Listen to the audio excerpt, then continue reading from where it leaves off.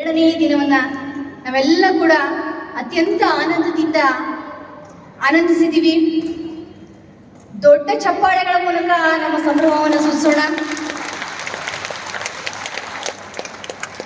Masters, ಈ ದಿನ ಯಾವ ರೀತಿ ಪ್ರೋಗ್ರಾಮ್ ನಡೀತಾ ಬಂತೋ ಅದೇ ರೀತಿ ನಾಳೆಯೂ ಕೂಡ ಇರುತ್ತೆ. ನಾಳೆ ಬೆಳಗ್ಗೆ 5 ಗಂಟೆಗೆ ಸರಿಯಾಗಿ ಸಾಮೂಹಿಕ ಸಂಗೀತ ನಾದ ಧ್ಯಾನ ಇರುತ್ತೆ. ನಂತರ ಪತ್ರಿ ಸರ್ ಅವರ ಸಂದೇಶ, ಅದಾದ ನಂತರ ಪತ್ರಿ ಮೇಡಮ್ ಅವರ ಸಂದೇಶ ಇರುತ್ತೆ. ದಯವಿಟ್ಟು ಎಲ್ಲರೂ ಕೂಡ ಸರಿಯಾದ ಸಮಯಕ್ಕೆ ಬಂದು ಹಾಜರಾಗಿ ಆ ಒಂದು ಧ್ಯಾನದ ಸವಿಬೇಕು ಅಂತ ನಮ್ಮಲ್ಲಿ ಕೇಳ್ಕೊಳ್ತಾ ಇದ್ದೀನಿ.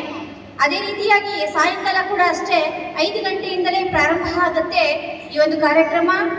ಒಂದು ಆಧ್ಯಾತ್ಮಿಕ, ಒಂದು ದಾರ್ಶನಿಕರ ಒಂದು ಸಂದೇಶ ಇರುತ್ತೆ. ಅದಾದ ನಂತರ ನಮ್ಮ ಪಿರಮಿಡ್ ಪ್ರಾಜೆಕ್ಟ್ಸ್ ಇರುತ್ತೆ. ಅದಾದ ನಂತರ ಮತ್ತೆ ನಾವು ಈ ಸಾಂಸ್ಕೃತಿಕ ಕಾರ್ಯಕ್ರಮದಂತ ಬರೋಣ. ಅದಾದ ನಂತರ ಈಗ ಮಧ್ಯದಲ್ಲಿ ಆ ಮಧ್ಯಾಹ್ನದ ವೇಳೆಯಲ್ಲಿ 10ರಿಂದ 12, 2ರಿಂದ 4 ವಿವಿಧ ಭಾಷೆಗಳಲ್ಲಿ ಜ್ಞಾನ ಹಂಚಿಕೆ ಕಾರ್ಯಕ್ರಮ ಇರುತ್ತೆ. ನಾವೆಲ್ಲರೂ ಕೂಡ ಈ ಒಂದು ಆಧ್ಯಾತ್ಮಿಕತೆಯ ಸವಿದು ಆತ್ಮವನ್ನ ಉದ್ಧರಿಸಿಕೊಳ್ಬೇಕು ಅಂತ ತಮ್ಮಲ್ಲಿ ಕೇಳ್ಕೊಳ್ತಾರೆ.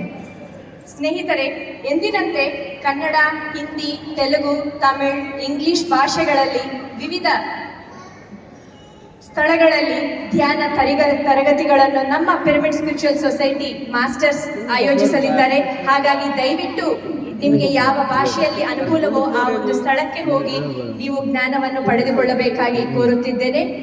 ಮತ್ತು ಪ್ರತಿಯೊಬ್ಬರೂ ಸಹ ತಪ್ಪದೆ ನಾಳೆ ಬೆಳಿಗ್ಗೆ 5 ಗಂಟೆಗೆ ಇಲ್ಲಿ ಹಾಜರಾಗಬೇಕು. ಸಂಗೀತ ಸಾಮೂಹಿಕ ಧ್ಯಾನ ನಾಳೆ ಬೆಳಿಗ್ಗೆ 5 ಗಂಟೆಗೆ. ಈಗ ಶ್ರೀಮತಿ ಸುನೀತಾ ಜಗದೀಶ್ ಮೇಡಮ್ ರವರು ಅವರ ಒಂದು